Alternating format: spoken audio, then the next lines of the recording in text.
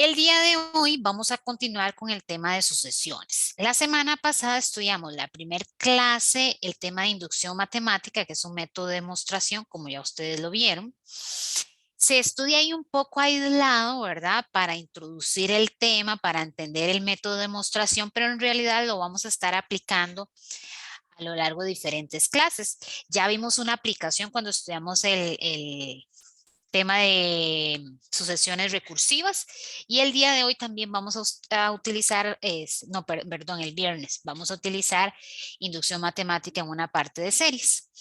Entonces, la primera clase estudiamos inducción matemática, la segunda clase estudiamos el tema o iniciamos el estudio del tema de sucesiones. Informalmente, ¿verdad? Yo creo que o la idea intuitiva de sucesión, todas la tenemos, es una lista de números, si hablamos de sucesiones numéricas, obviamente. Ahora, formalmente, vimos la definición en la clase anterior que una sucesión es una función cuyo dominio es el conjunto de los números naturales y codominio el conjunto de los números reales. Entonces, toma un número natural, ¿verdad? Y de acuerdo a la regla, que en ese caso se le llama el término general de la sucesión, ¿verdad? La formulita que nos permite generar cada uno de los términos de la sucesión. De acuerdo a esa regla, yo voy calculando esos términos de la sucesión. El dominio puede ser n o un subconjunto de n. Y ahí hay que tener cuidado de fijarse bien, ¿verdad? Porque una sucesión se puede definir en todo el conjunto de los números naturales, en un subconjunto del conjunto de los números naturales. Entonces puede ser que no empiece en 1, que empiece en 5, que el primer número natural que pertenece al dominio 5. Entonces, el primer término de la sucesión se va a generar con n igual a 5. Vimos también el concepto de sucesión recursiva o sucesiones definidas por recursividad, ¿verdad? Que son sucesiones que para calcular un término yo necesito al menos uno anterior. Pueden ser varios anteriores. ¿Cuántos yo necesite? Me indica el orden de esa sucesión. Entonces puede ser una sucesión de orden 2 que necesite dos términos anteriores. Utilizamos inducción matemática para demostrar que una sucesión recursiva, ¿verdad? Yo puedo obtener una fórmula explícita, perdón. La fórmula explícita es la que, bueno, yo puedo calcular cualquier término de la sucesión sin conocer los anteriores. Entonces vimos cómo demostrar por inducción matemática que la fórmula recursiva es equivalente a la fórmula explícita, ¿verdad? No vimos, lo podríamos estudiar, pero bueno, por cuestión de los objetivos del curso y el tiempo dedicado a cada tema, uno puede ver cómo a partir de la recursiva obtener la explícita o cómo de la explícita obtener una recursiva. Pero nosotros no vamos a trabajar ese tipo de ejercicios. El ejercicio va a ser, me van a dar las dos fórmulas y yo demuestro, si me dan la recursiva, demuestro la explícita usando el método de inducción matemática. El día de hoy el objetivo es terminar el tema de sucesiones. Entonces vamos a ver dos temas. Lo que es sucesiones monótonas o monotonía de una sucesión y convergencia de una sucesión o sucesiones convergentes. Entonces, lo primero es que tenemos la definición de sucesión monótona. Una sucesión es monótona si crece o decrece, o sea, si siempre es creciente o siempre es decreciente. Si ella crece y decrece, porque puede suceder, simplemente no es monótona, no cae dentro de esta categoría que estaremos estudiando el día de hoy. Entonces, no es que si yo tengo una sucesión obligatoriamente va a ser monótona, no, ¿verdad? No, o sea, no es que necesariamente va a ser creciente o decreciente, no, puedo tener una sucesión que no es monótona, o sea, que no solo crece, no solo decrece, puede ser que sea creciente en unas partes, decreciente en otras, puede ser que sea oscilante. Entonces, no necesariamente una sucesión es monótona. Es monótona si es solo creciente o solo decreciente. Ahora bien, cuando una sucesión es creciente, una sucesión es creciente, ¿verdad? Si cada término de la sucesión es mayor o igual que el anterior. Entonces, el término a sub n es mayor o igual que el término a sub n más 1 es mayor o igual que el término a sub n. Esto para todo n. Voy a subrayárselos por ahí. No es que yo puedo tener una sucesión que en los primeros 4 términos sea creciente, pero que después empiece a ser creciente. No, tiene que ser para todos los términos de esa sucesión, como está escrito acá. Para todo n. No es para unos cuantos, no, es para todo n. Es más, yo puedo tener una sucesión que sea creciente no a partir del primer término, que sea creciente, o sea, no al primer natural, n igual a 1, ¿no? Puede ser que sea creciente a partir de n igual a 5. Pero para infinitos n, ¿verdad? A partir de un n de ahí en adelante. Entonces, por ejemplo, intuitivamente, sin demostrarlo todavía, la sucesión de números naturales es creciente. Si yo considero los números naturales, la sucesión de números naturales, yo sé que cada número natural es mayor que el anterior. Por lo tanto, es una sucesión monótona creciente. N cuadrado en los naturales también es creciente. Recuerden que siempre que hablamos de sucesiones, el dominio son los naturales o un subconjunto de los naturales.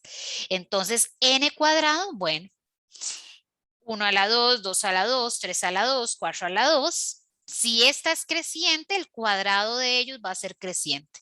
Entonces, esta también es una sucesión creciente. 2n también es una sucesión creciente. Yo puedo representar gráficamente una sucesión y en la guía venía el link a una aplicación, la guía de la semana 1, si no recuerdo mal, venía el link a una aplicación donde podían ver gráficamente el concepto de sucesión creciente y sucesión decreciente. Lo que hay que tener mucho cuidado cuando yo represento gráficamente una sucesión, voy a representar gráficamente, por ejemplo, 2n. Para que vean gráficamente que es creciente. Hay que tener cuidado porque recuerden que el dominio es discreto.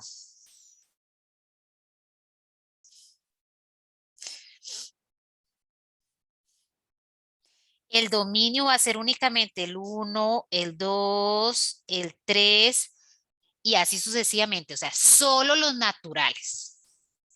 Entonces, cuando yo sí, bueno, voy a hacerla más grande. Cuando yo quiero o mi objetivo es representar gráficamente esa sucesión 2n, la gráfica únicamente son los puntitos. Cuando yo evalúo el número natural 1 es 2. Cuando yo evalúo el número natural 2 es 4. Cuando yo evalúo el número natural 3 es 6. Cuidado con llegar y unir esos puntos con una recta porque el dominio no es discreto. La representación gráfica de esta sucesión en un sistema de coordenadas son únicamente los puntitos, ¿verdad? Por acá está 2, 4, 6. Entonces, gráficamente también podemos ver que esta sucesión es una sucesión creciente. Igual si graficáramos esta o si graficáramos esta de acá. Ese es el concepto de sucesión, creciente. Sucesión decreciente sería lo contrario. Cada término es menor que el anterior. ¿Verdad? Un ejemplo de una sucesión decreciente, y esta sucesión la vamos a trabajar bastante, es la llamada sucesión armónica. Esta sucesión, mira, ahí me faltaron los puntos suspensivos. 1, 1/2, 1/3, puntos suspensivos. Es un grave error no colocar los puntos suspensivos. Entonces, borremos, tachemos esto, que nadie vea el error. Esta sucesión es una sucesión decreciente. ¿Por qué razón? Con seguridad este denominador va a ir creciendo porque son los números naturales. Si este denominador va creciendo, la fracción va decreciendo. Entonces, con seguridad, esta es una fracción decreciente. Si yo graficara esa sucesión, voy apenas a hacer un boceto.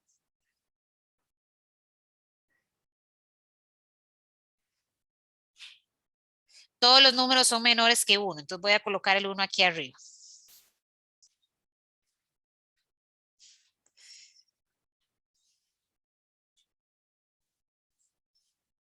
Viene siendo una sucesión así,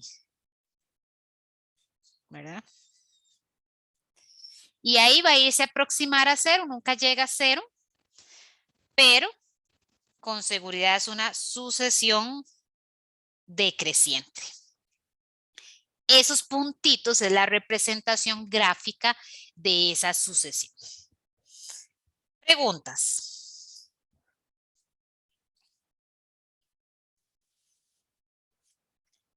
Ahora bien, es fácil, digamos, si la sucesión o el término si el término general de la sucesión, como estos de acá, es sencillo, es una expresión algebraica sencillo, uno puede ver, puede analizar a simple vista si es una sucesión creciente o una sucesión decreciente. Pero resulta que no siempre es tan sencillo como estos primeros ejemplos. Entonces vamos a estudiar diferentes métodos para verificar que una sucesión es monótona. En la guía de la semana 1 hay 3 ejemplos, porque este tema es de la semana 1, ¿verdad? Ya les había mencionado que estamos un poquito atrasados, pero bueno, ahí nos vamos poniendo al día. Hay diferentes métodos.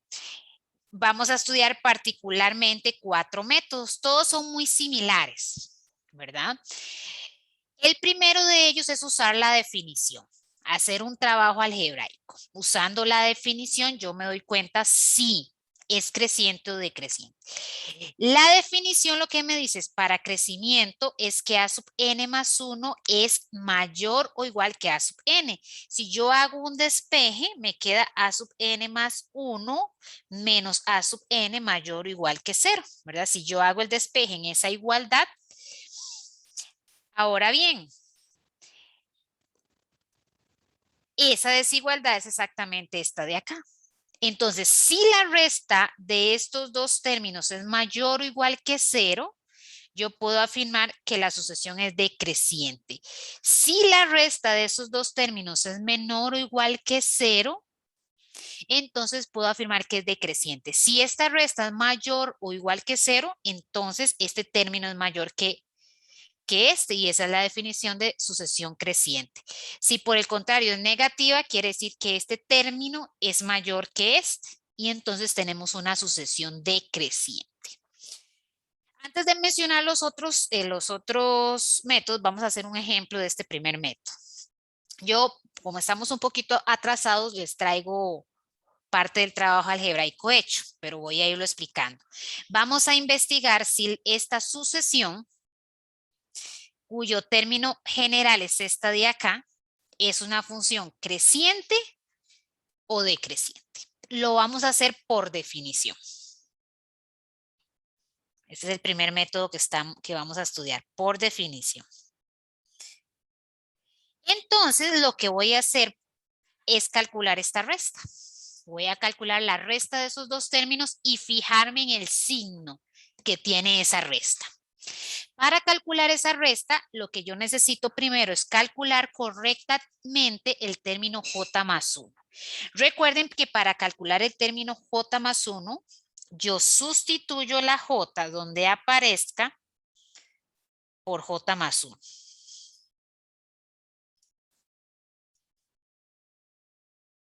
De ahí que el término j más 1 sea j más 2 en el denominador y este producto en el denominador.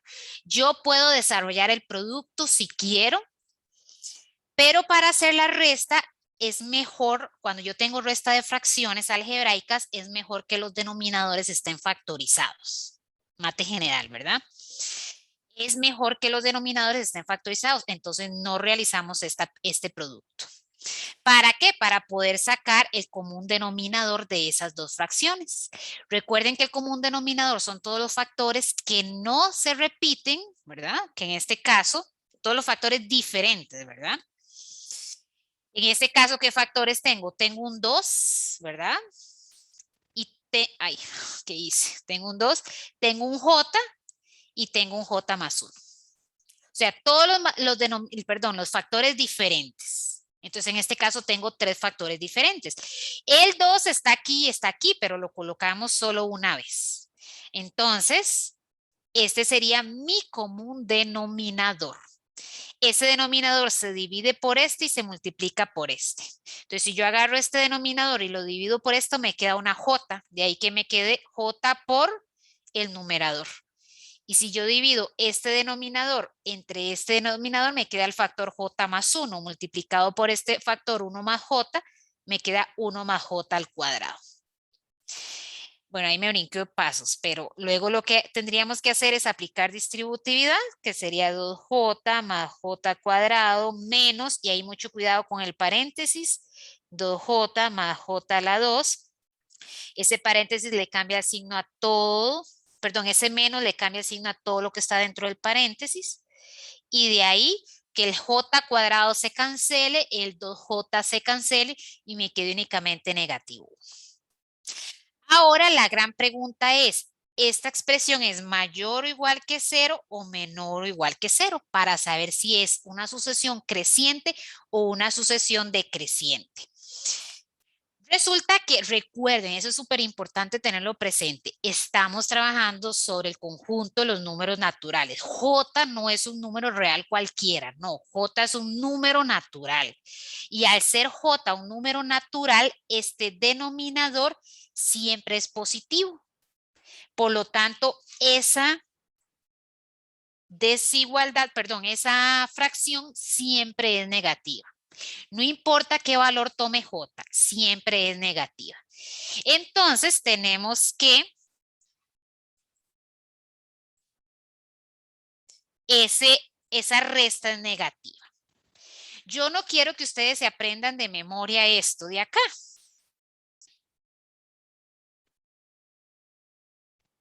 Lo pueden sacar por lógica. Ok, es negativa. ¿Qué quiere decir que es negativa? Yo paso el AJ a restar, el término J a restar, y eso sí lo tienen que tener claro. Esto es la definición de creciente o de decreciente. ¿Alguien me sabe decir? Decreciente. Decreciente.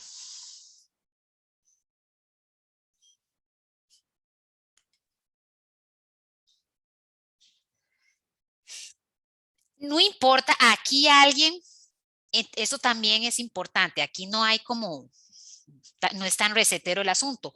Alguien pudo haber trabajado a J menos A sub J más 1. No es que yo obligatoriamente tengo que trabajar esta resta, no puedo trabajar esta, no hay problema. Si yo hubiera trabajado esta resta, ¿verdad? Llego a que esto siempre va a ser positivo. Y entonces resuelvo la desigualdad, esto positivo, y me queda exactamente. O sea, si yo hubiera trabajado esa resta, voy a trabajarla, voy a escribirla por acá. Vamos a ver. Para que vean que no es que, ay, me tengo, bueno, obviamente estamos en modalidad virtual y van a tener el resumen ahí a mano, los que hacen resumen, o la teoría a mano. Entonces pueden siempre realizar esta resta. Pero a mí se me olvidó y en vez de esa resta hice esta. No es una equivocación, lo puedo hacer. Si yo hiciera esa resta, voy a llegar a la expresión 1 entre 2J, J más 1. O sea, voy a llegar a que AJ menos AJ más 1 es mayor o igual que 0 y voy a llegar a que AJ es mayor o igual a J más 1. Vean que es exactamente desigualdades equivalentes. Entonces, llego exactamente a la misma conclusión. Es una sucesión decreciente. Aquí es importante, bueno, no lo escribí, pero lo dije, pero no lo escribí. Eso es mayor o igual que 0 para todo número natural. Entonces, es decreciente. Esta desigualdad es verdadera para todo número natural. Preguntas.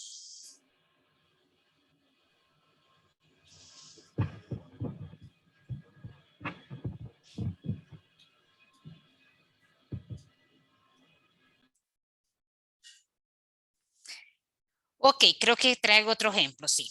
Vamos ahora a otro ejemplo. Resulta que puede ser que alguien no quiera trabajar la resta, como en este caso, y trabaje la desigualdad así como está. Ahora bien, inicialmente sigue siendo definición, sigue siendo el mismo método anterior, solo que formas equivalentes de trabajarlo. Una es trabajar la resta. Vean que yo aquí trabajé la resta sin tomar en cuenta la desigualdad. ¿Por qué? Porque a la hora de trabajar la resta, a mí lo que me queda es mayor o igual que 0, dependiendo si trabajo esta resta o si trabajo esta resta. Entonces yo al final lo único que hago es fijarme en el signo.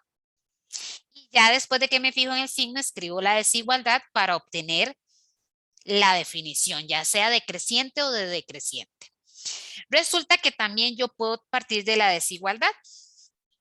Ahora, inicialmente yo no sé si ella es creciente o decreciente.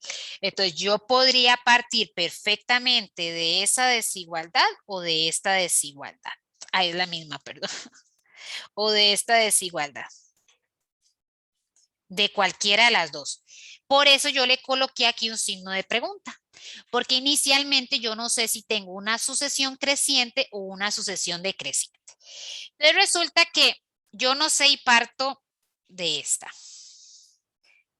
Obviamente yo aquí lo resolví, entonces ya sabía cuál era. Pero bueno, inicialmente yo no sé, entonces digamos que yo parto de esta. Perfecto, no hay problema.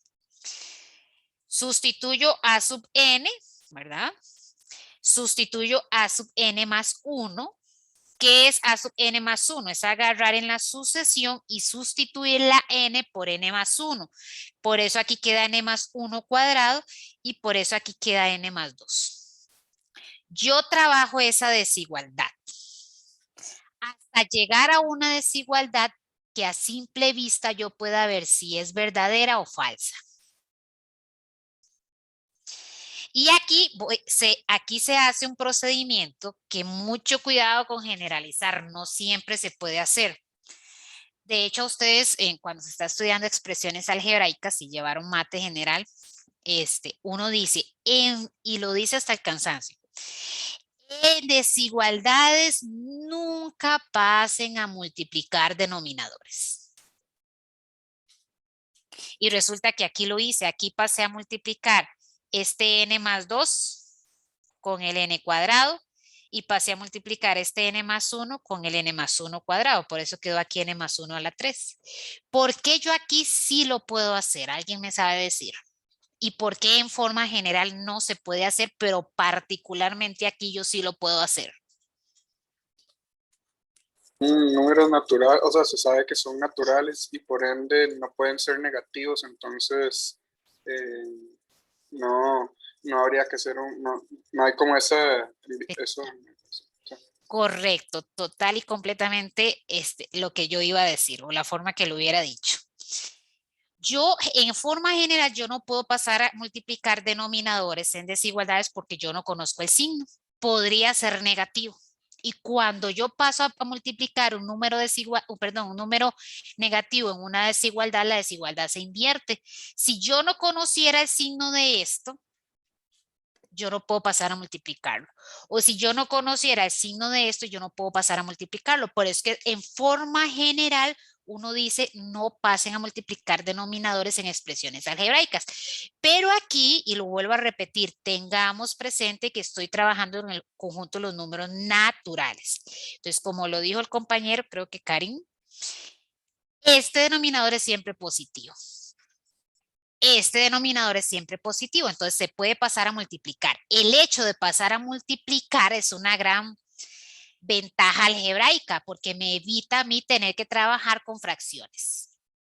Entonces yo paso a multiplicar esta expresión, paso a multiplicar esta expresión, al otro la desigualdad, como siempre es positivo, la desigualdad se mantiene.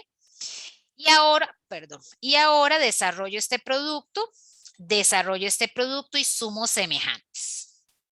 El n a la 3 se cancela y me queda esta expresión. Resulta que esta desigualdad es falsa.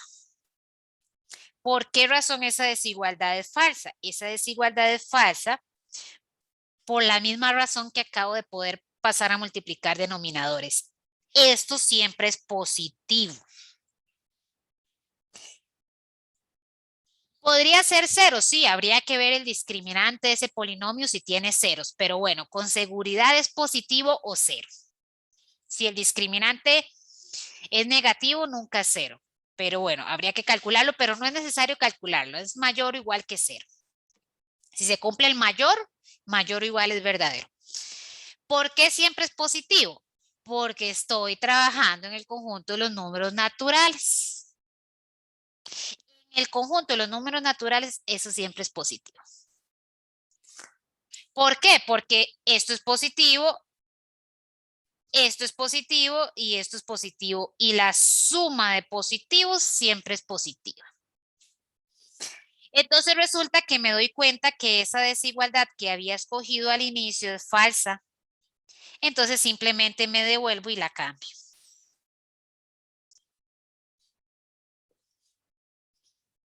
Y entonces tengo que es verdadera, ¿verdad? En realidad esto se podría ver como un sí, solo sí. Podría devolverme sin ningún problema. Entonces, esta es la definición de sucesión creciente.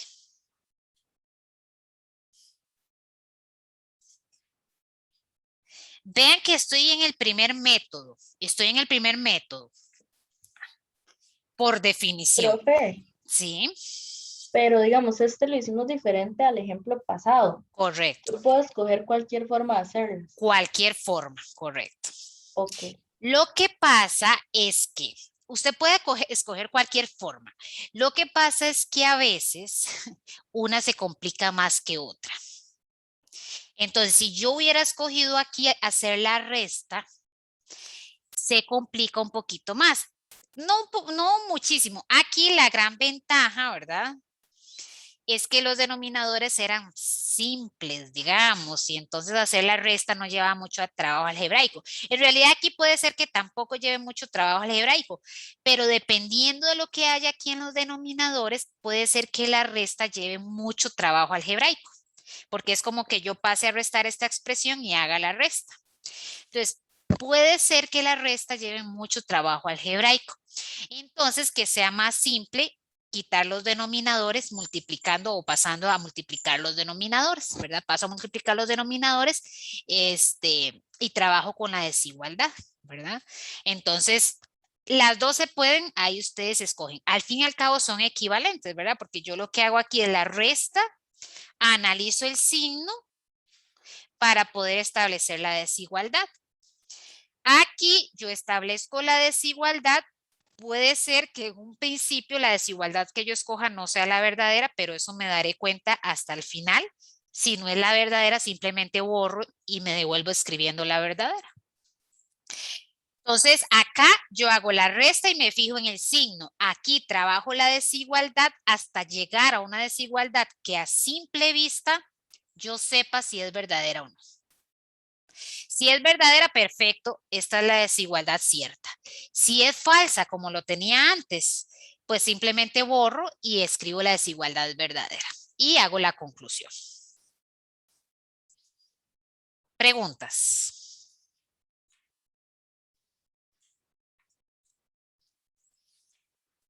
Les decía, bueno, en realidad estos dos primeros ejemplos, cuáles yo escoja si hago la resta o hago la desigualdad, son muy similares. Entonces, no hay mucha diferencia entre uno y otro, ¿verdad?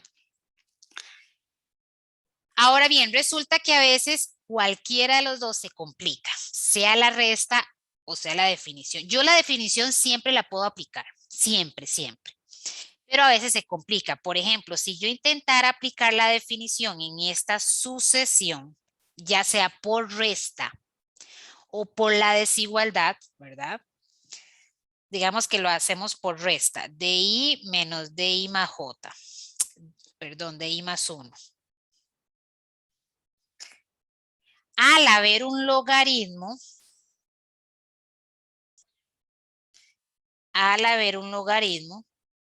no hay mucho que hacer en esta resta.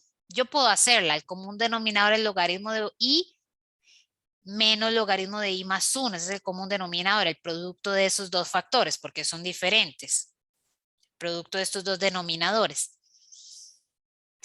Hago la resta, pero no se me va a simplificar mucho, entonces es muy difícil o es un poco complicado aplicar definición en esta sucesión.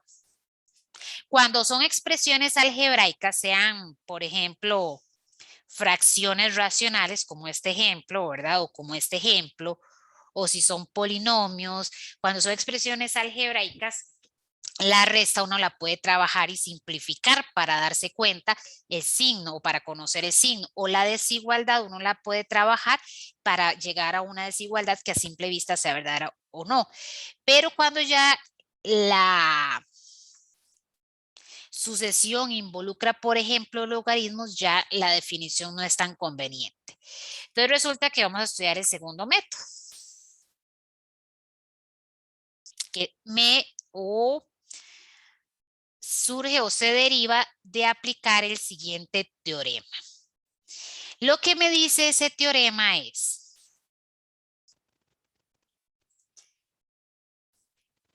si una función cualquiera, ¿verdad?, cuyo dominio es de k a más infinito, es creciente o decreciente, ¿verdad? Yo demuestro que en este dominio la función solo crece o solo decrece. La sucesión cuyo criterio es esta función f también va a ser creciente o decreciente. Veámoslo gráficamente, tal vez con este ejemplo.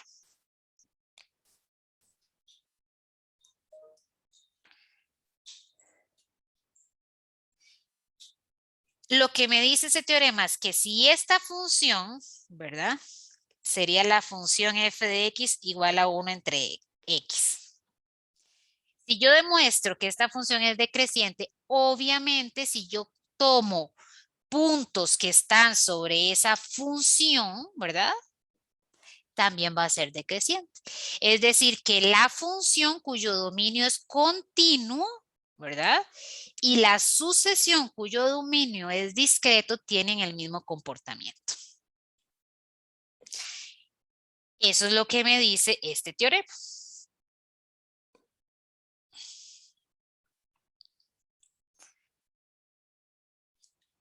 Ahora bien, este teorema también siempre se puede aplicar. Voy a hacerlo por acá para que se vean los colores. Este teorema también siempre se puede aplicar. Ya vamos a ver cuál es la desventaja en algunos casos. Entonces, ya vimos o ya les expliqué brevemente por qué razón no conviene aplicar definición acá. Ok, entonces vengo y defino la función. Recuerden que hay mucha diferencia entre sucesión y función. Ay, perdón. ¿Verdad? En este caso, la sucesión es una función, pero con dominio en el conjunto de los números naturales. Y esta yo voy a tomar dominio máximo.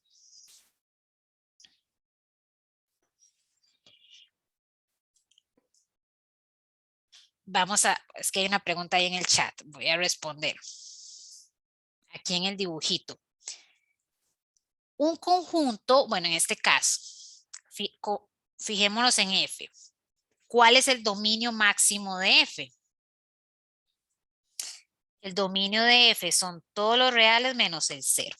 Yo grafiqué ahí solo la parte positiva, ¿verdad? O sea, tomé solo X positivo.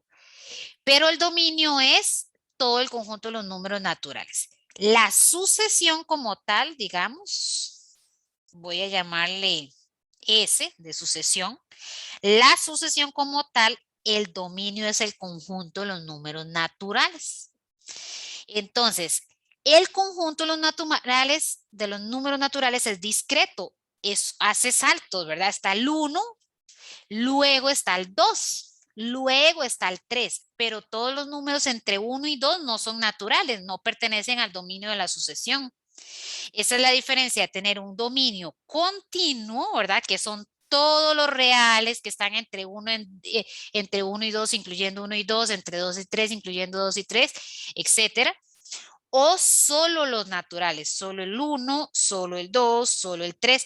Por eso es que la gráfica de sucesiones siempre son puntitos. El dominio es discreto, es solo el 1, solo el 2, solo el 3. Si empiezan en 1, podrían empezar en 4 o en 5. Entonces hay mucha diferencia entre tener una sucesión o tener una función, ¿verdad? El dominio de D, ahí no me lo dicen. Por ejemplo, el dominio de D no puede ser todos los naturales, porque la I no puede ser 0. Y no puede ser 1 tampoco, la I, porque 1 se hace 0 este denominador. Entonces, el dominio máximo de esa sucesión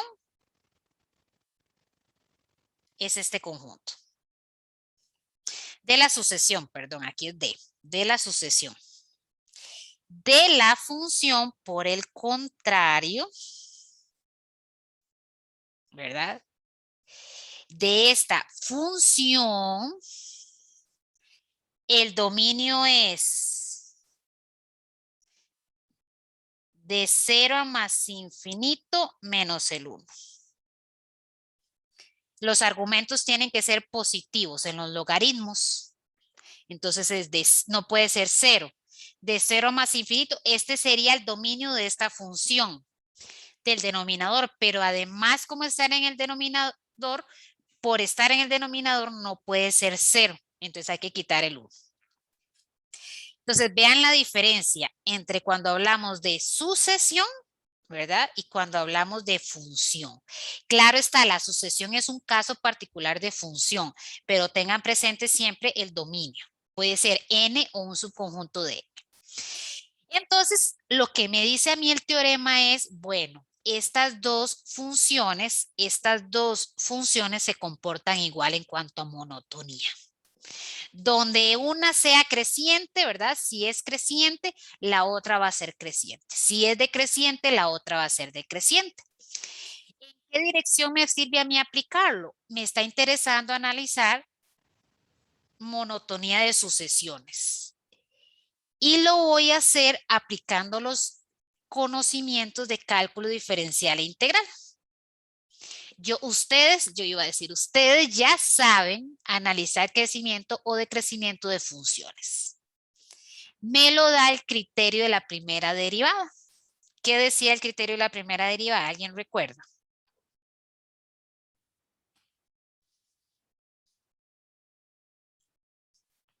Aplicaciones desde las derivadas. ¿Alguien recuerda qué decía el criterio de la primera derivada? Máximos y mínimos. Nos da máximos y mínimos, pero también nos da intervalos de monotonía. Donde la derivada sea positiva, ¿qué podemos decir de la función? Es creciente. F crece, y donde la derivada sea negativa, f decrece. Es el criterio de la primera derivada. Entonces resulta que vamos a aplicar algo que estudiaron en cálculo diferencial integral para analizar monotonía de una sucesión. Porque este teorema 1, me permite hacer eso. Me permite a mí analizar la monotonía de una sucesión analizando la monotonía de una función. Donde el comportamiento que tenga la función lo va a tener la sucesión, porque la sucesión es un subconjunto del gráfico de la función. Ahora, ¿cuál es el inconveniente, por decirlo así, o lo que puede llevar más trabajo en este método? Siempre se puede aplicar. Yo pude haberlo aplicado acá. Yo defino esta función.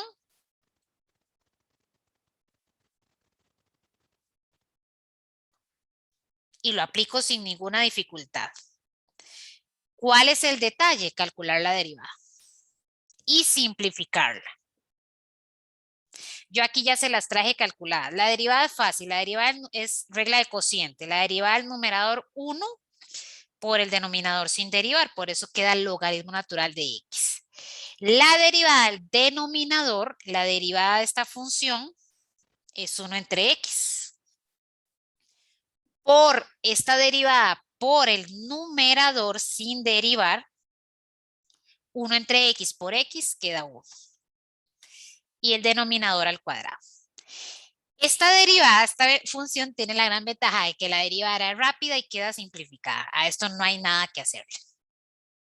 Pero para yo poder conocer el signo de la derivada, porque el signo de la derivada me da los intervalos de monotonía, entonces al final lo que me interesa es conocer el signo de la derivada, yo necesito que la derivada esté simplificada al máximo.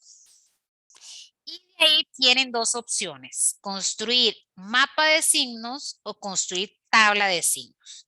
Yo sé que la mayoría de ustedes trabaja tabla de signos. Yo particularmente, como el objetivo en este ejercicio no es el análisis de la función, sino el análisis de la sucesión, yo voy a escoger mapa de signos. ¿Pueden hacer tabla de signos? Sí, lo pueden hacer completita la tabla de signos. Yo voy a escoger mapa de signos porque el mapa de signos es una forma resumida de la tabla de signos. ¿Qué es el mapa de signos? Es la última línea de la tabla de signos. Por eso les digo, es una forma resumida, es agarrar la última fila de toda la tabla de signos.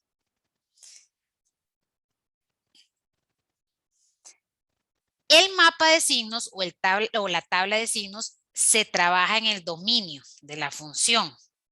Lo que pasa es que a mí no me va a interesar qué pasa con la función en los valores negativos. Que sea creciente o que sea decreciente, no me interesa. ¿Por qué? Porque yo sé que la sucesión está definida en n, en el conjunto de los números naturales. Entonces, a mí me va a interesar el comportamiento de la función en los positivos. En este caso, el dominio coincide, ¿verdad? Con valores positivos. Pero no importa si el dominio de esta función fuera R, a mí no me interesa qué pasa en los negativos. ¿Por qué? Porque la sucesión es un subconjunto, ¿verdad? Del dominio, ¿verdad? O el n, ¿verdad? De la parte positiva, nada más. Entonces yo voy a trabajar la parte positiva.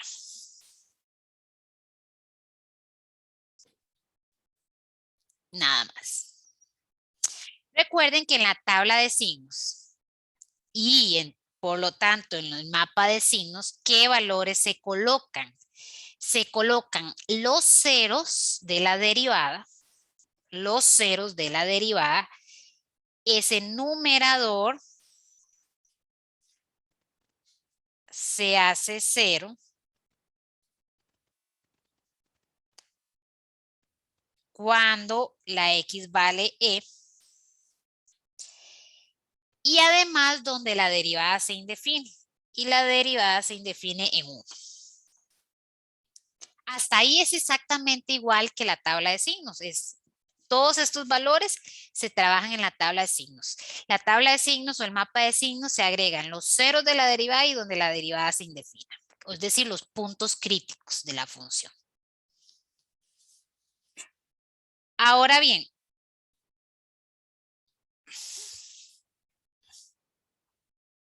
¿cómo es el mapa de signos?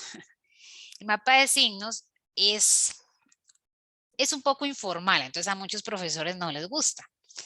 Pero como repito, en esta parte el objetivo no es que ustedes sepan, sino que ya se supone que saben el análisis o el criterio de la primera derivada. Entonces, para mí no hay mayor problema si construyen mapa de signos. ¿Qué voy a hacer? Voy a agarrar un valor de este intervalo, por ejemplo, 0.1. Voy a agarrar un valor de este intervalo, por ejemplo, 2. Y voy a agarrar un valor de este intervalo, por ejemplo, 3. Agarro 0.1 y lo sustituyo acá y me fijo en el signo de la derivada y va a ser negativo.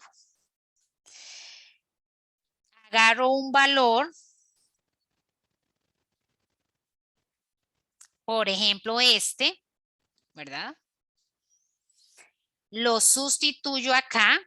Recuerden que estoy analizando el signo de la derivada. Si estoy analizando el signo de la derivada, sustituyo en la derivada, no en la función. No en la función, sino en la derivada.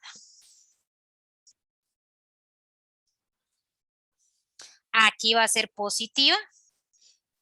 Voy a verificarlo. Si no, si 2 entre. Luego tomo un valor del último intervalo y lo sustituyo en la derivada y veo el signo del número. Por ejemplo, si yo sustituyo logaritmo natural de 2, es negativa todavía. En la derivada, en esta de acá, entonces, ¿qué me dio? Menos 0.6. Ok, entonces en ese intervalo es negativa. Si yo sustituyo 0.1, ¿qué me dio?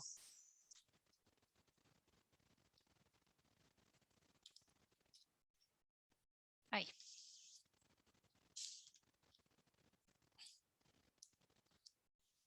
Menos 0.62, negativo.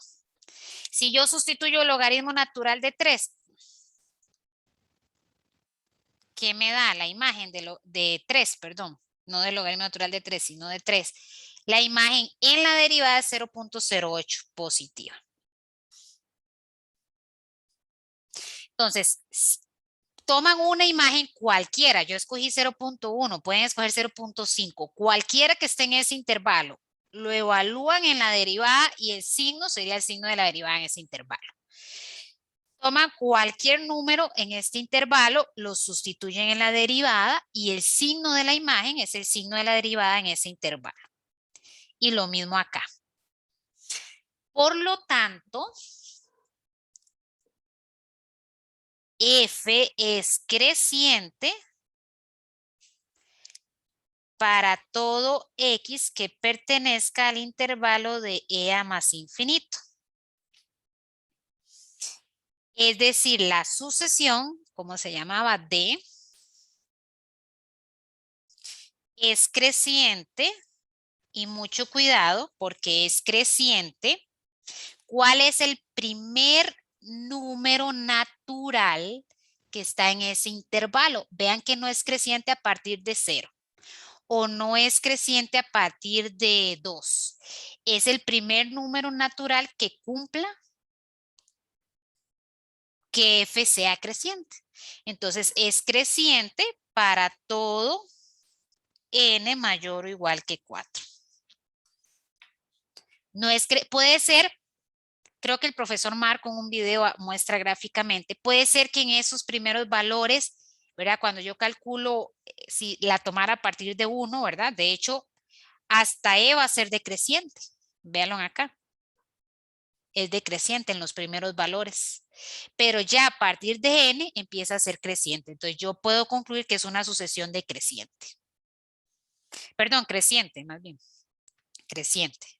En eso no importa si, es más, no importa si aquí el primer número natural no es 4, es 15, es 20, no importa, que se debe cumplir a partir de un n, a partir de un n cualquiera, que sea monótona, o solo creciente o solo decreciente.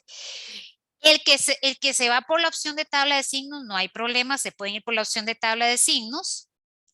Recuerden que en la tabla de signos tiene que estar completamente, es más, para construir mapa de signos no necesitan simplificar la derivada. Yo puedo, bueno, aquí es que no había mucho que hacer, pero no necesitan simplificarla. Pero para construir tabla de signos sí necesitan simplificarla, porque yo en la tabla de signos incluyo ya los factores, ¿verdad? Entonces yo me inclino por el mapa. El que quiera puede trabajar tabla. Al final tiene que, en la última línea, ¿verdad? Cuando ya sacan el signo de la derivada, que es la última línea de la tabla de signos, tiene que darles esta misma línea. Entonces yo puedo analizar monotonía de una sucesión analizando la monotonía de la función. ¿Tiene sus ventajas este método? Sí, la ventaja es que se puede aplicar siempre. ¿Cuál es la desventaja? A veces el proceso de calcular la derivada y simplificarlas puede no ser sencillo. Lo mismo con la definición, siempre se puede aplicar, Lo que pasa es que a veces, pues puede llevar un poco de trabajo algebraico y puede ser, por ejemplo, si intentan aplicar definición acá al que darles logaritmos, que no sea fácil ver, si hacen la resta, no sea fácil ver si siempre es positiva o negativa. O si hacen la desigualdad, que no sea fácil ver a simple vista si la desigualdad a la que yo llego es verdadera o falsa. Karim.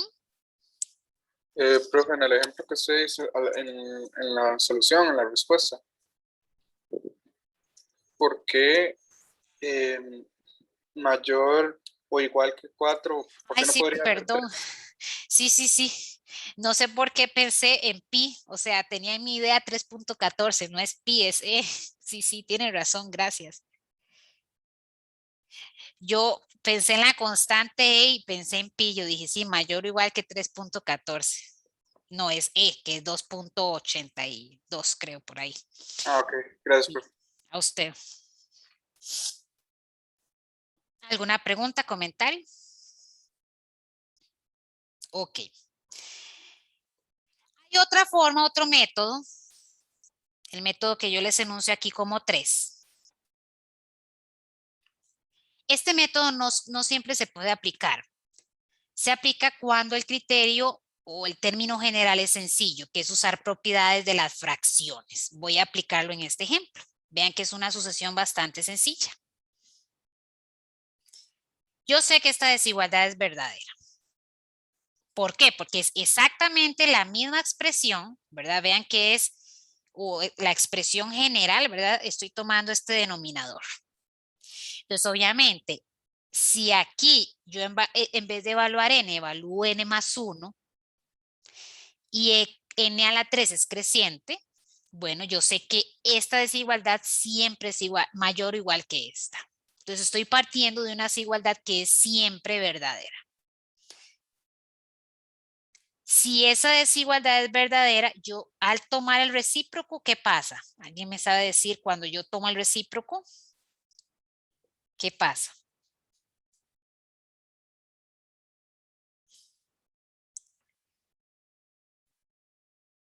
La desigualdad se invierte cuando yo tomo el recíproco.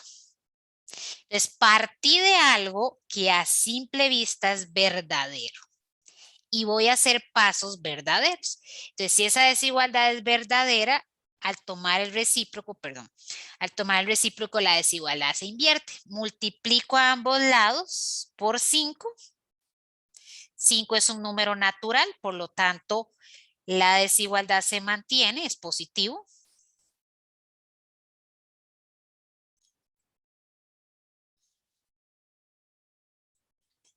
Y resulta que esto no es más que a sub n más 1 y que a sub n.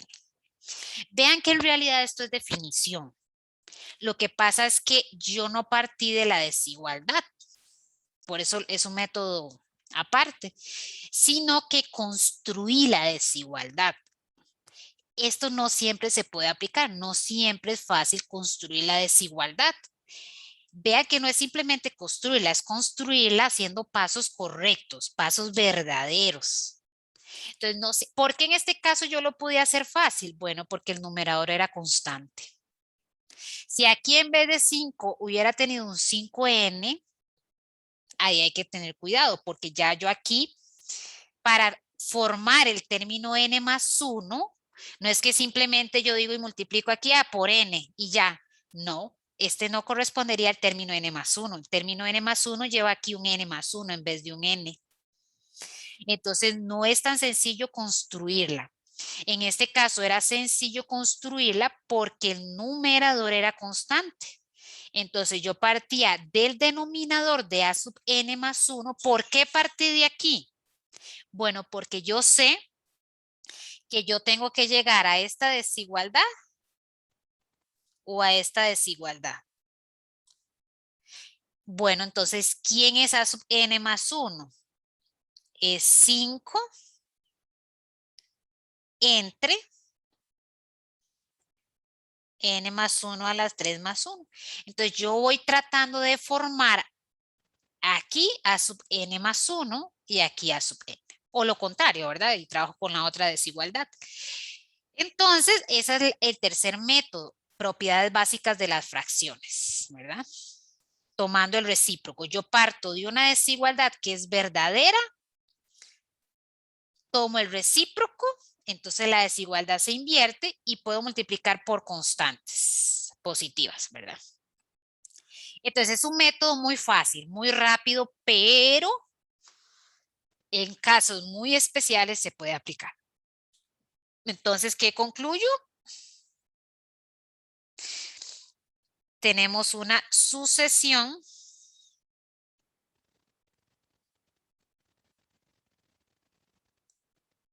decreciente.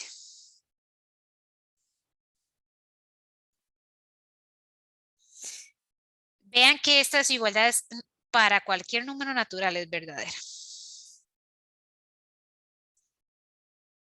Perdón, natural. Preguntas.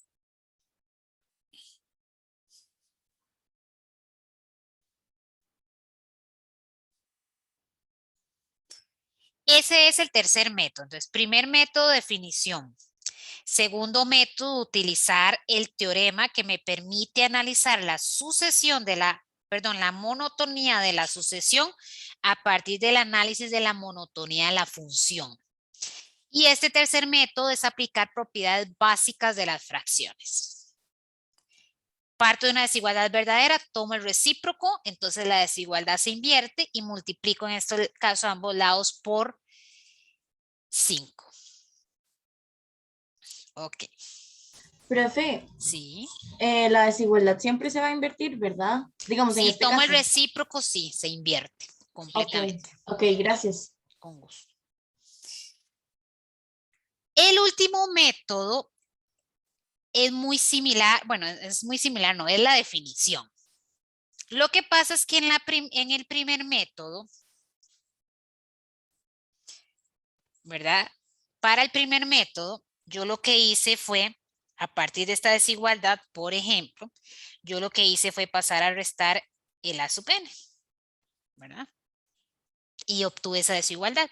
Si en vez de pasar a restar el A sub n, yo lo paso a dividir, lo puedo hacer sin ningún problema, ¿verdad? Si A sub n es diferente de 0, lo puedo hacer. Entonces, en vez de pasar a restar, lo paso a dividir, obtengo esta desigualdad. No una resta, sino un cociente o una razón.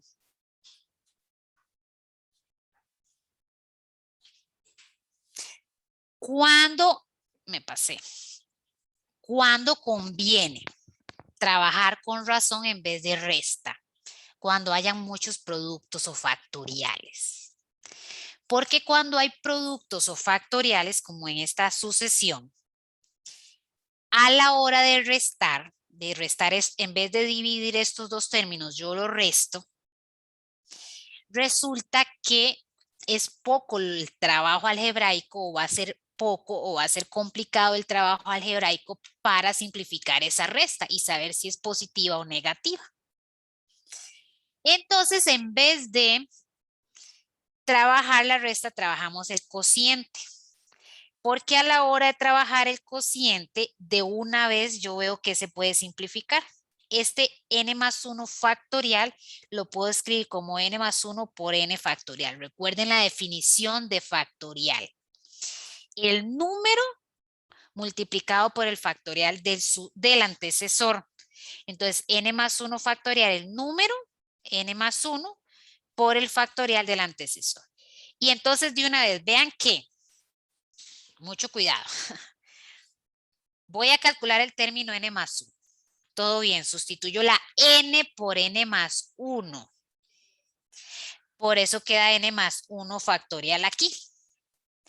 En el denominador tengan mucho cuidado, porque si yo en el denominador sustituyo la n por n más 1, este producto llega hasta 2n más 2. Por eso es que el producto llega aquí hasta 2n más 2. El término siguiente de este producto no es 2n más 1, no es llegar a 2n y sumarle 1, no. Es llegar a 2n y sustituir la n por n más 1. Entonces vean que este n factorial se simplifica con este n factorial. Todos estos factores se simplifican con todo este denominador.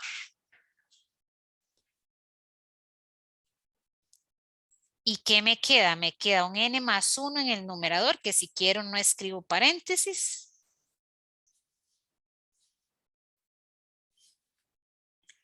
Y me queda un 2n más 2 en el denominador, que todavía yo puedo simplificarlo.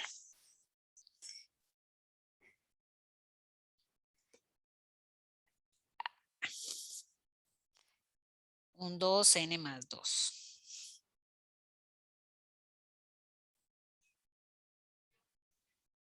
Un medio. Cuando yo hago el cociente, ya lo vimos arriba, yo no me fijo si es mayor o igual que 0, me fijo si es mayor o menor, mayor o menor o igual que 1. Y en este caso es menor o igual que 1. De la misma forma, no quiero que se memoricen esto de acá, de que es creciente, si el cociente, no, sáquenlo. Obtuve esta expresión menor o igual que 1. Y si paso a multiplicar el denominador, esa no es más que la definición de decreciente.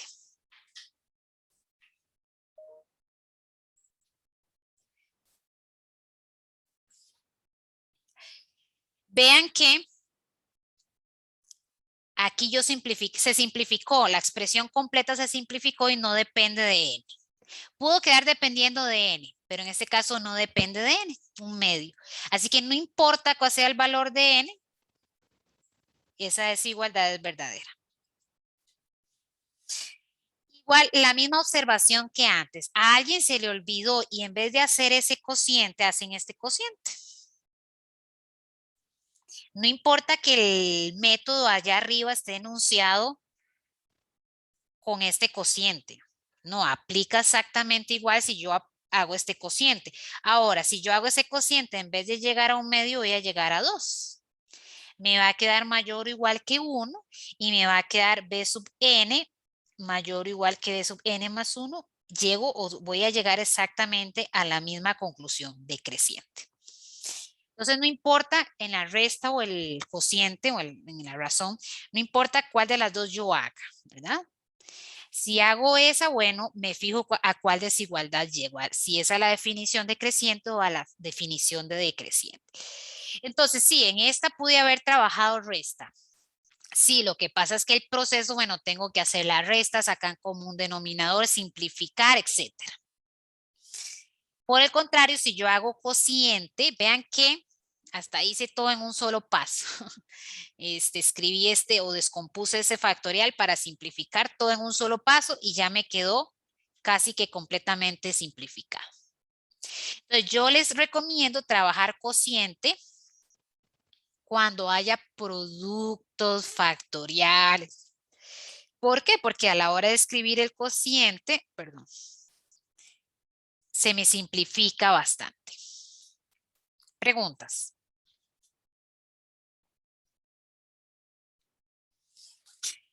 Entonces, ahí tienen esos 4 métodos. La definición siempre se puede aplicar. El teorema también siempre se puede aplicar. Ustedes escogen. Tal vez, digamos, a simple vista no sea sencillo. Yo intenté hacer la resta y se me está complicando hacer esa resta y simplificar. Bueno, puede ser que no sea tan sencillo, entonces me voy al segundo método. O por el contrario, si escojo este segundo método y se me complicó el cálculo de la derivada o la simplificación de la derivada o el análisis de los signos de la derivada, bueno, puede ser que me vaya mejor en la resta. Ahora, sí hay casos donde uno recomienda trabajar uno u otro método. Por ejemplo, acá yo les recomendé trabajar la función. ¿Por qué? Porque involucra un logaritmo. Entonces, al involucrar un logaritmo, el hacer la resta o hacer cociente no va a simplificar mucho. Acá no se puede, vean, dije algo errado, que dicha que pensé en este ejemplo. Dije que siempre se puede aplicar el teorema, no siempre se puede aplicar. En este caso no se puede aplicar. ¿Por qué no se puede aplicar? Si yo defino la función, me va a quedar x factorial en el numerador. No es una función continua, no es una función que se pueda derivar. Por lo tanto, este es un ejemplo donde el segundo método no se puede aplicar. ¿Por qué? Por este numerador. Bueno, y el denominador también, ¿verdad? Derivar ese producto, habría que aplicar regla del producto n o 2, bueno, sí, n cantidad de veces. Entonces, vean que este es un ejemplo donde el segundo método no es aplicable. Preguntas, comentarios.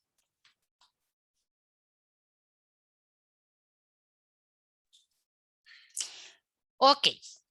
Pueden complementar esta parte de la clase con los 3 videos de la guía. Resulta que hay sucesiones no monótonas. Y aquí les muestro 2 ejemplos. Esta es la sucesión coseno de n.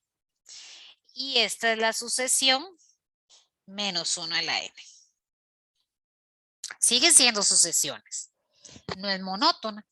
Esta sucesión, ¿por qué no es monótona? Es el caso que les decía, a veces crece, en este caso empieza decreciendo, decrece, crece, decrece, crece, tiene el comportamiento de la función coseno. ¿Por qué esta no es monótona? Porque oscila. Vean que si n es impar, es siempre menos 1. Entonces, en 1, en 3, en 5, en 7, es menos 1. Pero si n es par, es siempre 1. Entonces, las imágenes siempre oscilan. O es menos 1 o es 1. Si n es impar o par. Entonces, son ejemplos de funciones no monótonas. Preguntas.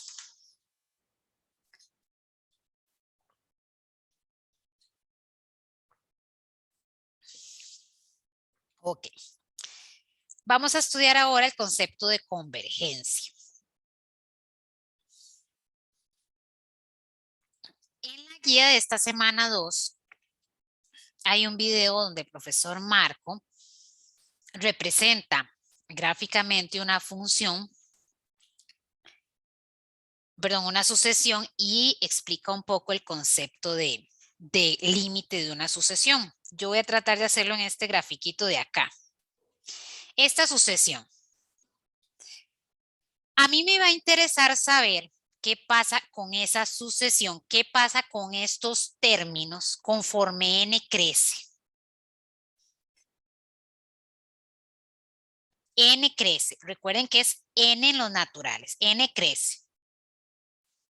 ¿Será que esos términos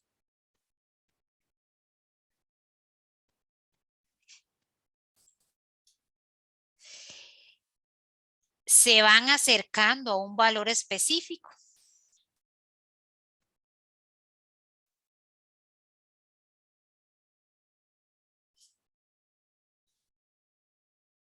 Bueno, gráficamente lo podríamos ver. Si yo voy graficando, conforme n crece, estos o los términos de la sucesión se van acercando a 0. Nunca llega a ser 0, pero se van acercando a 0. Eso es lo que llamamos el límite de una sucesión.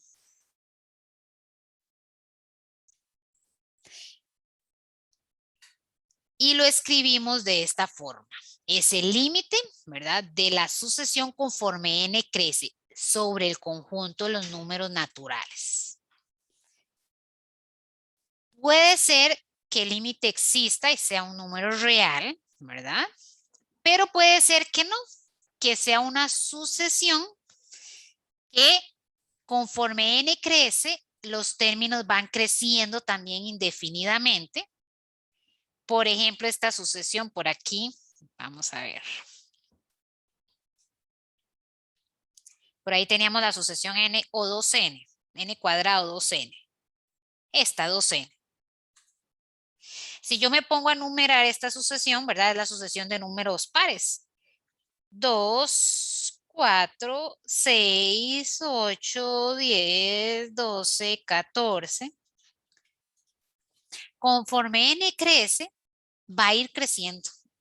Esos términos no van tendiendo a un número real específico, sino que crecen indefinidamente.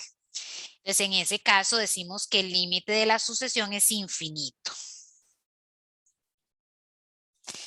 Como siempre nos va a interesar este límite, siempre es conforme n o el índice crece al infinito, ¿verdad? Positivo infinito, a veces uno no lo escribe. Se supone que siempre es n tendiendo a infinito. Podría ser dependiendo del criterio, por ejemplo, la sucesión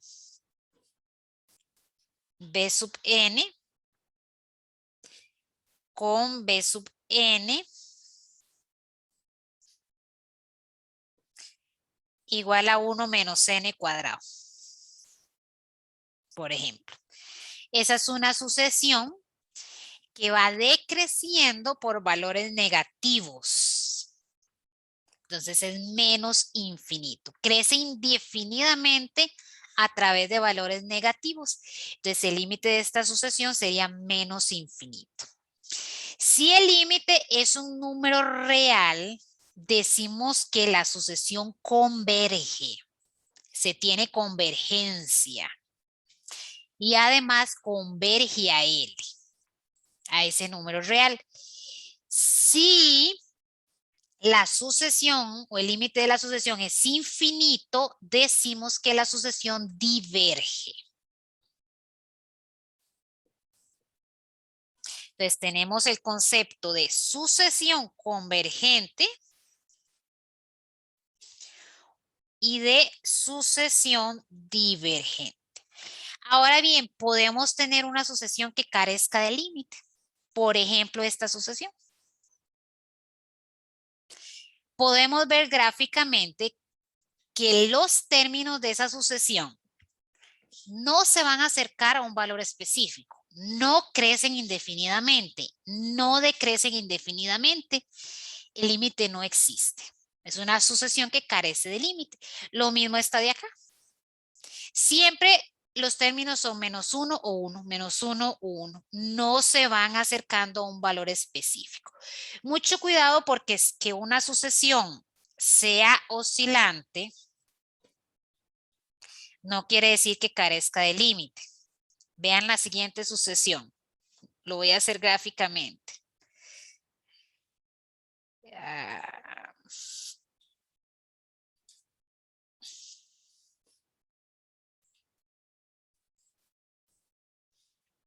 Por ejemplo, la sucesión a sub n igual a menos 1 a la n entre n. Esa sucesión.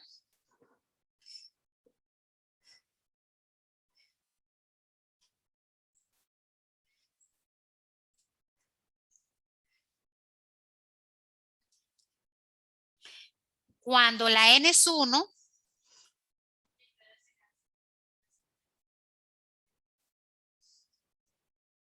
cuando la n es 1 es menos 1.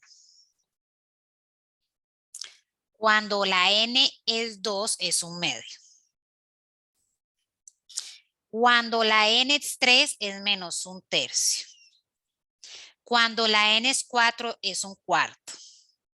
Cuando la n es 5 es menos un quinto, perdón. Entonces resulta que va a ir oscilando.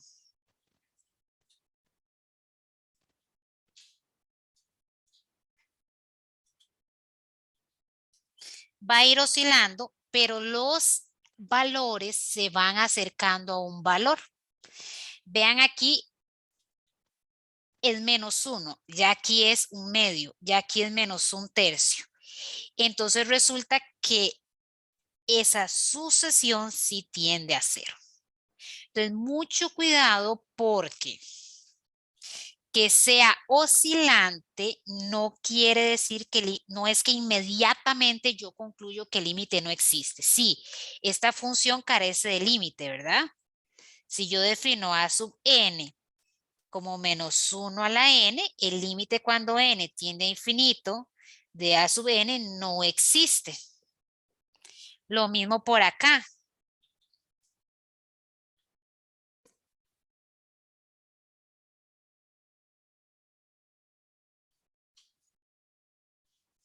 Pero esta es una sucesión oscilante y el límite sí existe, el límite es 0. Los valores van a oscilar entre positivo o negativo, pero se van acercando a 0.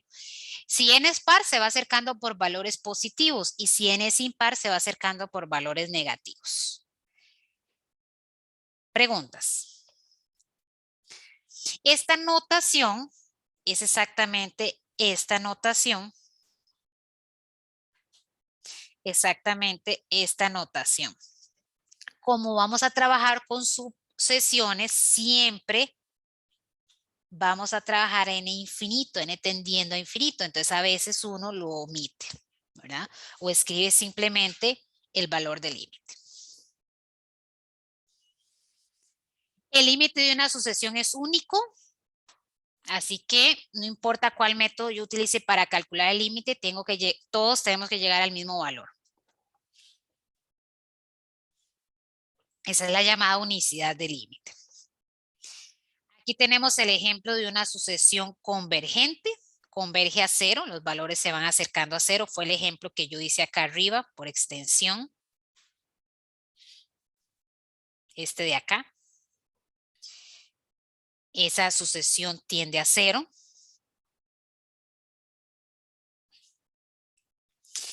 Entonces se dice que es una sucesión convergente y converge a 0. Esta sucesión es divergente. El límite es infinito. El límite de n cuadrado es infinito. Esta sucesión, muy similar a esta de coseno, es divergente. Va a oscilar siempre, o sea, tengo valores entre menos 1 y 1, ¿verdad? Entonces es una sucesión divergente. Entonces recuerden que siempre divergente puede ser que carezca de límite o que el límite sea más o menos infinito. Cualquiera de los dos casos es una sucesión divergente. Preguntas. Antes de ver este teorema, vamos a hacer algunos ejemplos. Entonces vamos a determinar si las siguientes sucesiones son convergentes o divergentes. Resulta que calcular el límite, aquí otra vez cálculo diferencial integral. Van a tener que recordar muchos resultados que se estudiaron en cálculo diferencial integral de límites al infinito. Entonces, ¿cómo yo calculo el límite de una sucesión? Por ejemplo, esta sucesión. Ok. Lo calculo como si fuera o utilizando los resultados que sabemos de cálculo diferencial integral. En límites al infinito, cuando yo tengo una expresión, una fracción racional, ¿verdad? En este caso, bueno, una expresión algebraica. Hay un teorema que me decía, manda el término de mayor potencia en el numerador, manda el término de mayor potencia en el denominador. ¿Cuál es el de mayor potencia entre n y n a la 1 medio? N. Se simplifica. Me queda el límite de una constante que es igual a la constante. Entonces resulta que la sucesión es convergente y además converge a 1 medio, ¿verdad? Entonces yo puedo afirmar que esta sucesión converge a 1 medio.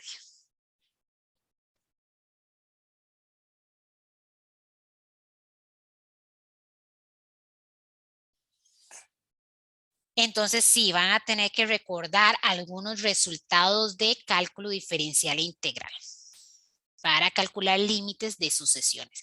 Todos los resultados que tienen que ver con límites al infinito. Veamos el siguiente. Para calcular este límite, voy a separar e a la n entre 5 a la n y 2 a la n entre 5 a la n. Yo puedo separar siempre y cuando a ambas les coloque el mismo denominador. Voy a utilizar propiedades de las potencias. E a la n, 5 a la n, es lo mismo que e sobre 5 a la n. Y esto sería 2/5 a la n. ¿Para qué estoy haciendo eso? Para convertirlo en funciones exponenciales. Y aquí hay que recordar la gráfica de una función exponencial, ¿verdad? Yo tenía dos casos, la base mayor que 1 o la base menor que 1.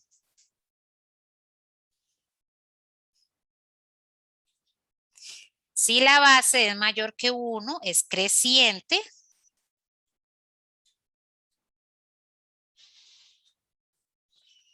Si la base es menor que 1, es decreciente.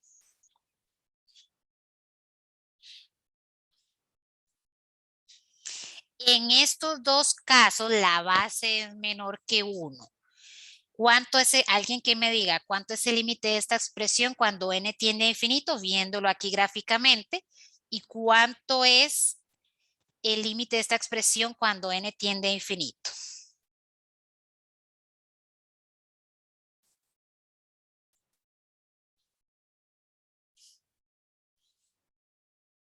¿Alguien sabe decirme? 0. 0, correcto. Véanlo aquí gráficamente. Conforme la variable independiente crece a través de valores positivos, las imágenes se van acercando a 0. Entonces tenemos que es una sucesión convergente y además converge a 0.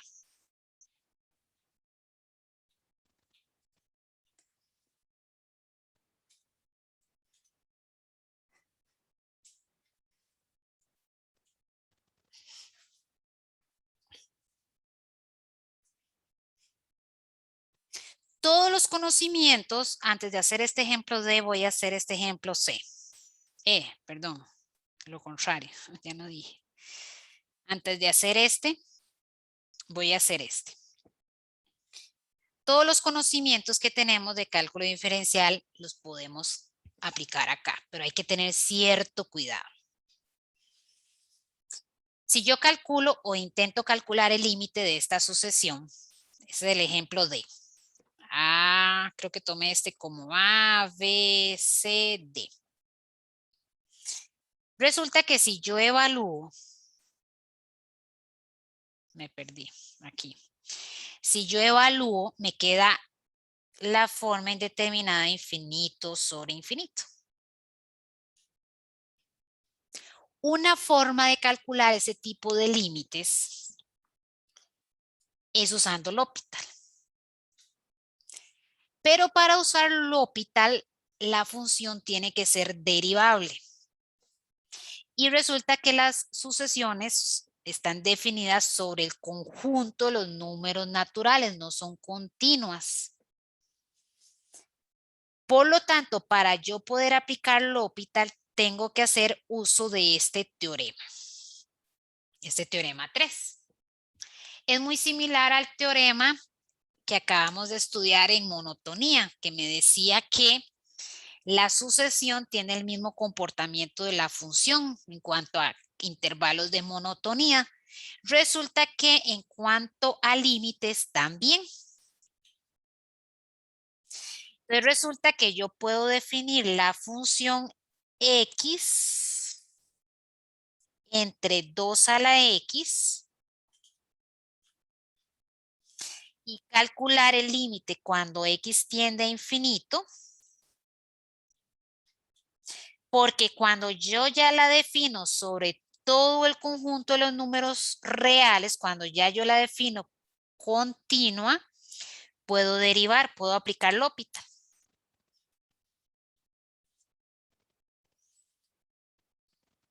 Derivada del numerador 1, derivada del numerador 2 a la x logaritmo natural de 2. Acá estoy aplicando L'Hopital.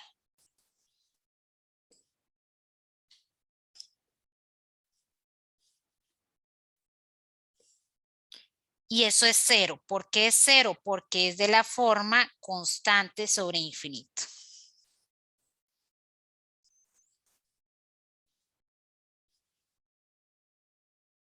¿Por qué yo aquí arriba no hice eso? Por ejemplo, o aquí arriba no hice eso.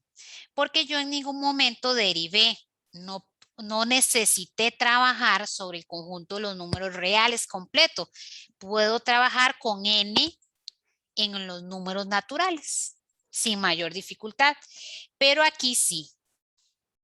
Entonces, cuando yo defino eso es porque estoy trabajando la función sobre su dominio máximo, que en este caso son todos los reales. Yo solo puedo derivar cuando la función es continua, ¿verdad? Bueno, puedo aplicar L'Hopital, que es derivar numerador y denominador cuando la función es continua. Lo que me permite a mí afirmar es que esta función y la sucesión cuyo criterio está dado por el mismo criterio de la función tienen el mismo comportamiento. Entonces yo puedo afirmar que si en R, en este caso, dio 0, en N también da 0. Y entonces la sucesión es convergente y converge a 0.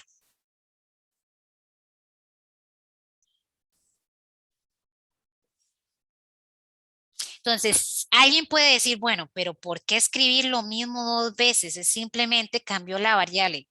No es lo mismo. Aquí yo estoy trabajando con dominio en los reales. Aquí yo estoy trabajando con dominio en los naturales. Y lo que yo puedo hacer en los reales no necesariamente lo puedo hacer en los naturales, como en este caso que es aplicar L'Hopital. Lo anterior sí. Lo que yo hice aquí, ¿verdad? Vean que en ningún momento pasé a definir la función con dominio máximo, sino que lo que yo aplicaba en R, en cálculo diferencial integral, ahora lo apliqué en N. Preguntas.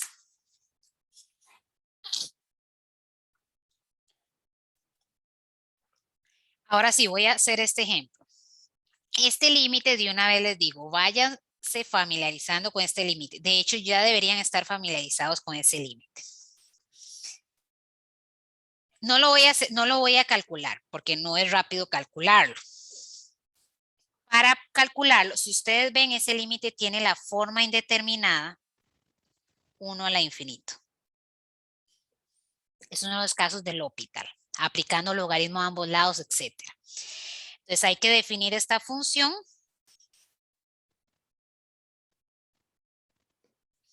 A veces está escrita de esta forma para que se vayan familiarizando. A veces está escrita de esa forma.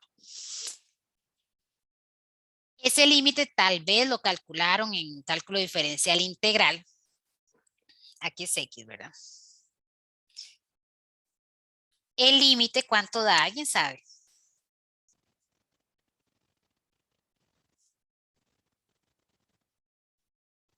Ese es el famoso E. Ese define como el límite de esa función. Ahí les queda ejercicio, investigar cómo era que se hacía. Tienen que aplicar logaritmos a ambos lados. Por eso es que al final queda E elevado a lo que dé el límite. El límite da 1, etc. Entonces, esa sucesión es una sucesión convergente y converge a E.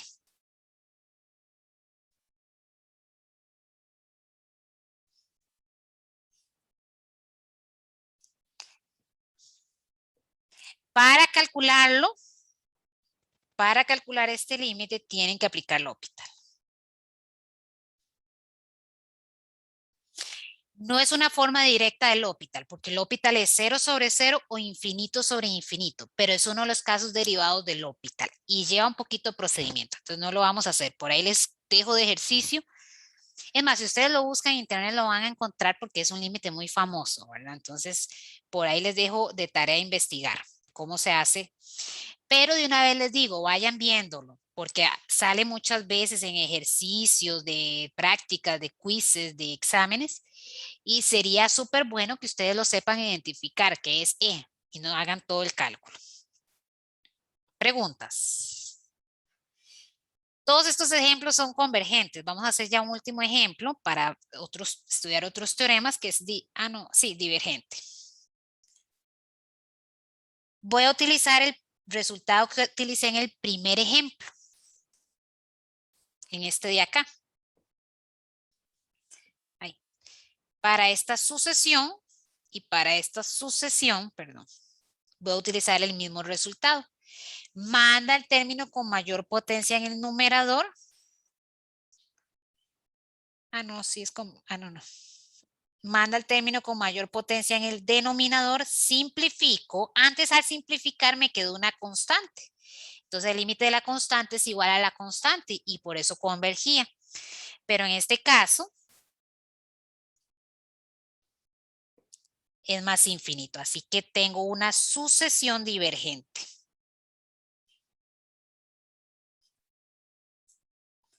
Esa sucesión tiende a más infinito, es una sucesión divergente.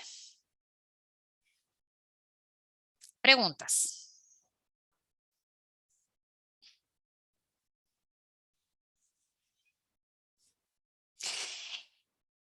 Ahora bien, ya vimos que podemos calcularlo usando los límites, usando muchos de los resultados de cálculo diferencial e integral. Y la importancia de este teorema 3 es que nos permite aplicar, por ejemplo, la regla del L'Hopital, ¿verdad? En una sucesión no es posible usar la regla del L'Hopital, ¿verdad? En forma directa, debido a que por definición la sucesión no son funciones continuas, no son derivables. Ahora bien, ya vimos que el límite es único, pero también que ya en realidad ya lo utilicé, solo que no lo había enunciado. Lo utilicé en este ejemplo. Cuando yo separé esta suma, en realidad me quedaron dos sucesiones. En realidad lo que hice fue calcular el límite de cada sucesión para calcular el límite de la suma. Yo eso lo pude hacer por este teorema. Si dos sucesiones son convergentes, la suma va a ser convergente y converge a la suma de los límites, que fue lo que hice acá. Esta sucesión es convergente y converge a cero.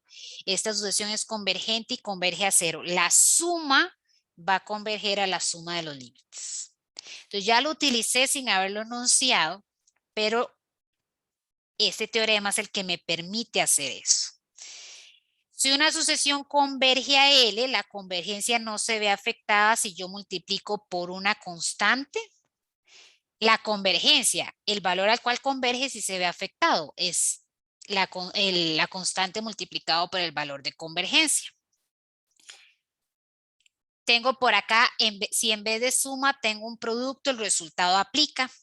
Entonces, si dos sucesiones son convergentes, el producto será convergente y converge al producto de los límites, o el cociente será convergente y converge al cociente de los límites siempre que el límite de la función del denominador sea cero. Hay que tener mucho cuidado porque este teorema es en la dirección P implica Q. Si A sub n converge y B sub n converge, la suma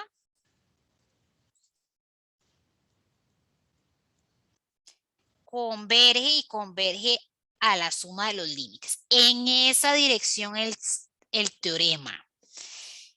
La dirección Q implica P no necesariamente es verdadera.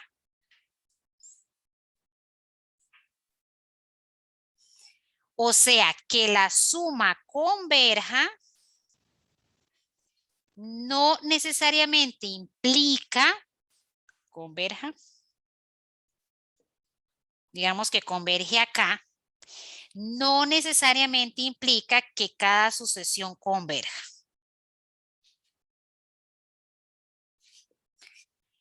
Por eso siempre mi insistencia en que estudien la teoría. Tienen que estudiar la teoría.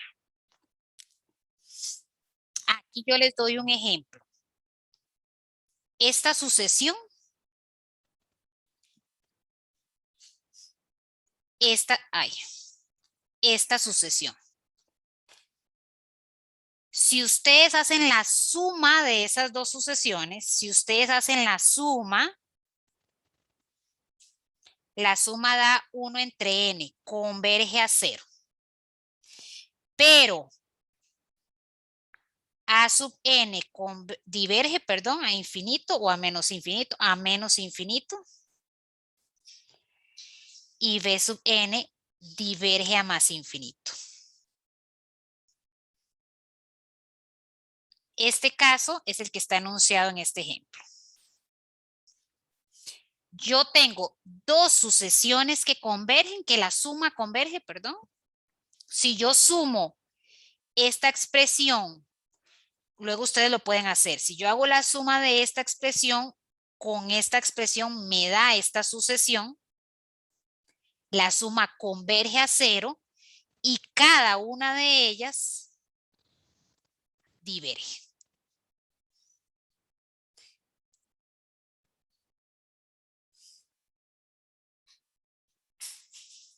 Entonces, mucho cuidado porque el teorema es en la dirección P implica Q. Si cada una por separado converge, la suma converge. Que la suma converja no implica que cada una converja. Pueden diverger como este ejemplo de acá. Entonces, siempre tengan cuidado en qué dirección se aplican los teoremas. Preguntas.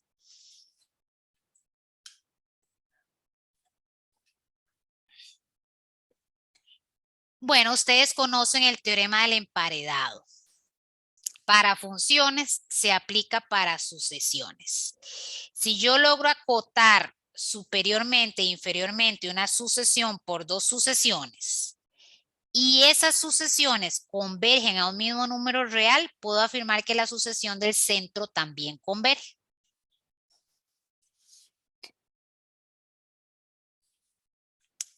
Y este teorema es muy útil en varias sucesiones. Por ejemplo, en esta sucesión de acá.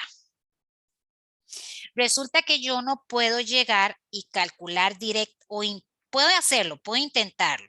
Puedo llegar a intentar calcular este límite.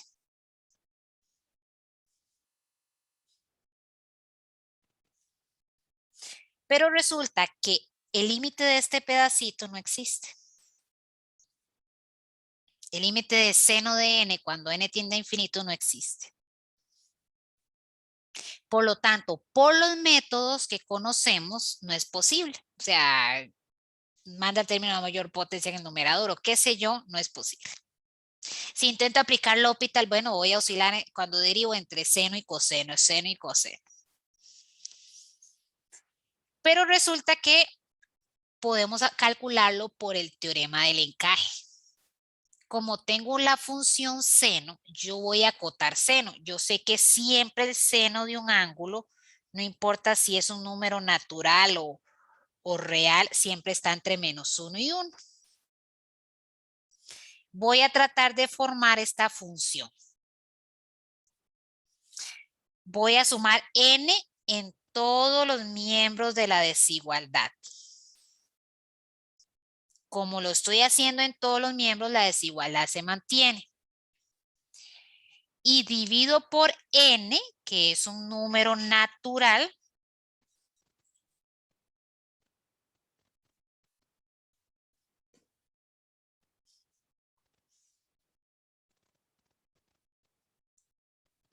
Como es un número natural, es positivo, la desigualdad se mantiene. Y logré acotar superiormente la sucesión por esta sucesión y logré acotar inferiormente la sucesión por esta sucesión. Pero ese no es solo el requisito, que yo logre acotarlas, sino que además debo calcular el límite de esas sucesiones.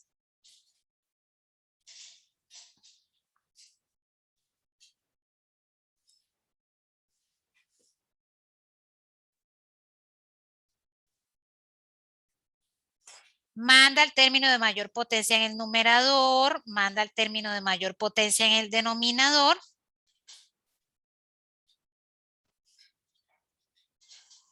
Y ambas dan 1. Si yo logro acotarla y el límite de las sucesiones de los extremos es el mismo, yo puedo afirmar que la sucesión del centro converge y además converge a 1. Eso es lo que me dice el teorema del encaje. Entonces, ¿cómo se llama la sucesión? B converge a 1. Es una sucesión convergente.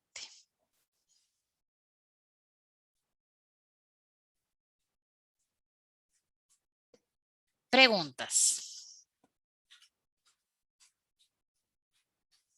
Voy a hacer otro ejemplo y ya con esto termino del teorema del encaje.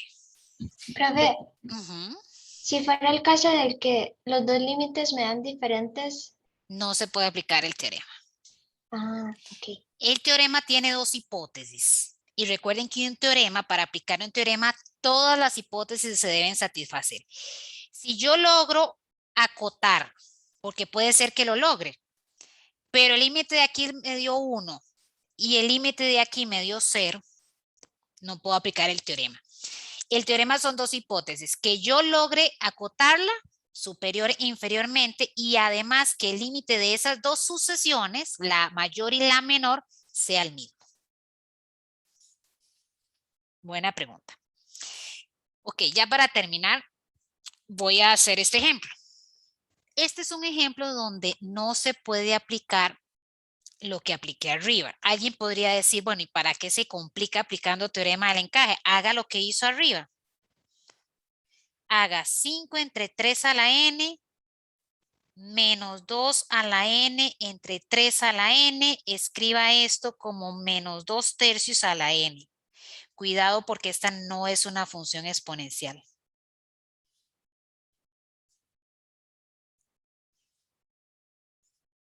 Recuerden que en las funciones exponenciales la base siempre es positiva y diferente de 1. Al no ser una función exponencial, yo no puedo aplicar los resultados de funciones exponenciales. Entonces, no me puedo ir por ahí. Por esa razón es que en este caso conviene trabajar el teorema del emparedado, ¿verdad? Ese A sub n yo lo puedo escribir de la siguiente forma.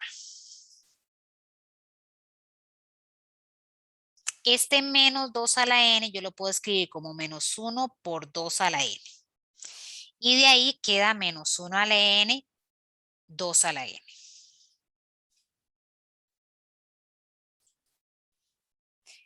Separé de esa forma para poder escribir la desigualdad. Yo voy a partir de esta desigualdad. Para todo número natural, menos 1 a la n siempre está entre menos 1 y 1. Y voy a ir formando esta expresión. Multiplico todo por 2 a la n.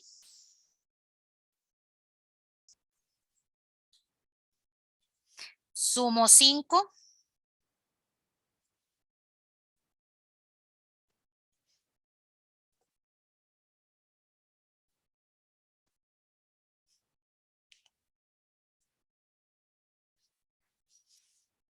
Y divido por 3 a la n.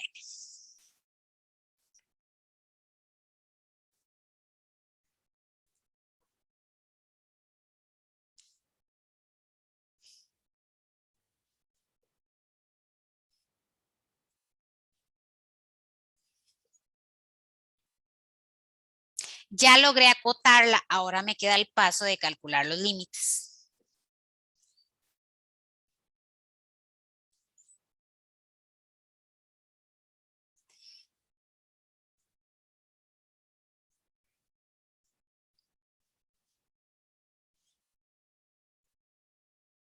Recuerden que no, como preguntó la compañera, no es solo encontrar esa sucesión mayor o esa sucesión menor, es además calcular los límites.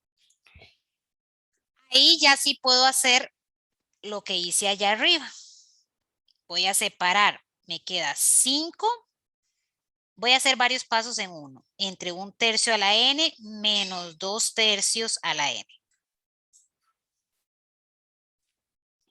Este es 5 entre 3 a la n, lo que hice acá, ¿verdad? 5 entre 3 a la n. Ese 5 entre 3 a la n lo escribo como 5 por 1, 1/3 a la n para poder convertirla en exponencial. Y acá este menos ya no pertenece a la base de esa potencia, entonces lo que me queda es 2/3 a la n, no me queda menos 2/3 a la n como antes. Y muy similar acá, solo que en vez de resta va a ser suma.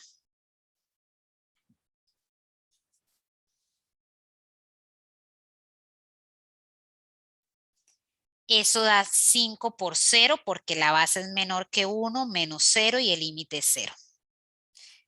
5 por 0 menos 0 y el límite es 0. Como ambos límites dan igual, ¿verdad? De la sucesión mayor y el de la sucesión menor, yo puedo afirmar que esta sucesión converge. Bueno, no estaba escrita así originalmente, está escrita como menos 2 a la n. Son equivalentes, ¿verdad? Y converge a 0.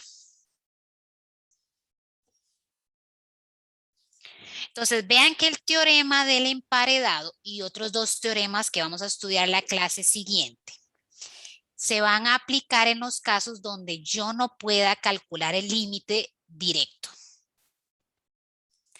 No todos los límites de sucesiones, ¿verdad? No todos los límites de sucesiones se pueden calcular en forma directa, como este de acá, como estos que calculamos acá arriba, como todos estos, ¿verdad?